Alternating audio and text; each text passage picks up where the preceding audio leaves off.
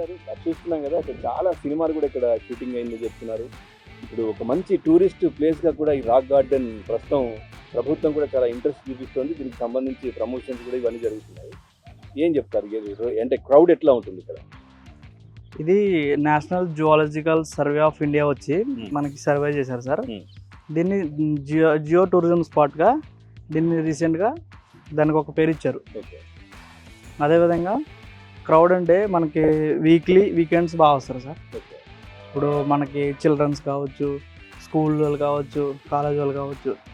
కొంచెం ఇది historical place, must visit place. ఇది టూరిస్ట్ ప్లేస్లో కర్నూలు నంద్యాల పరిగర ప్రాంతాల్లో ఇది మంచి ద బెస్ట్ ప్లేస్ అని. ఇది కొంతమంది బ్యాచులర్స్ వస్తూ ఉంటారు. Camp fire programmes, bachelor parties, camp fire rooms దగ్గర చేస్తాం సార్. మళ్ళీ అన్ని మేము ప్రొవైడ్ చేస్తాం సార్. అదేవిధంగా ఫిలిం షూటింగ్స్కి పర్ డే ఫిలిం షూటింగ్ వచ్చేసి 50,000 ప్లస్ ట్యాక్సెస్ అవుతుంది సార్ పర్ డే. అదే మనం ప్రీ వెడ్డింగ్ షూట్ అయితే 1,000 రూపీస్ అవుతుంది సార్, ఇంక్లూడింగ్ ట్యాక్స్తో. మన దగ్గర 20 కాటేజెస్ ఉన్నాయి.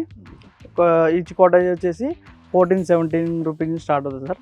అదే అవైలబిలిటీ ఆఫ్ రూమ్ బట్టి డిసైడ్ అవుతుంది. That depends upon availability of room. ఇంకా మన దగ్గర బార్ ఫెసిలిటీ ఉంది, రెస్టారెంట్, మల్టీ క్యూజిన్ రెస్టారెంట్ ఉంది, మనకి పార్క్ ఉంది. అదేవిధంగా ఇక్కడ నుంచి ఇక్కడికి వచ్చి స్టే చేస్తే దాదాపుగా 7-8 ప్రదేశాలు, ఇందాక నేను అక్కడ బోర్డు కూడా చూపించాను, నేను చెప్పాను. సో అవన్నీ తిరిగేసి మళ్ళీ ఒక వీకెండ్ మొత్తం ఇక్కడ కంప్లీట్ గా ఎంజాయ్ చేసి మళ్ళీ వెళ్ళిపోతాం. సో ఇది ఒకటే కాకుండా చుట్టూ కూడా చాలా చూసేటివి ఉన్నాయి, అవన్నీ కూడా వెళ్ళొచ్చు. ఉన్నాయి కేవ్స్ కావచ్చు, ఇట్లా అన్ని కూడా ఉన్నాయి. అంటే ఏంటి, దీనికి ఎక్కువగా హిస్టారికల్ గా గుర్తించారు. ఎక్కువగా ఎవరు ఇంట్రెస్ట్ చూపిస్తున్నారు ఇక్కడికి రావడానికి? ఎవరైతే నేచర్ లైక్ చేస్తారో, నేచురల్ లవర్స్, అదే పీస్ఫుల్గా ప్రశాంతత లేని, డబ్బు సంపాదించిన వాళ్ళు ఉంటారు, సంపాదించుకుని మనకి ప్రశాంతత అనేది దొరకదు.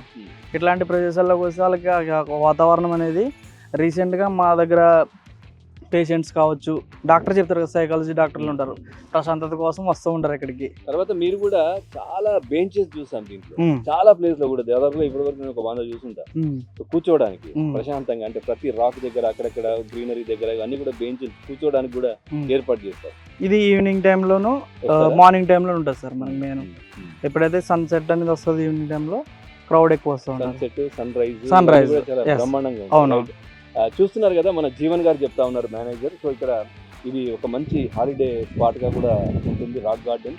సో ఇక్కడ ప్రకృతి చెక్కిన శిల్పాలను కూడా ఇక్కడ మనం చూసుకోవచ్చు. అదేవిధంగా ఇక్కడ నుంచి చాలా ప్రాంతాలకు కూడా విజిట్ కావచ్చు.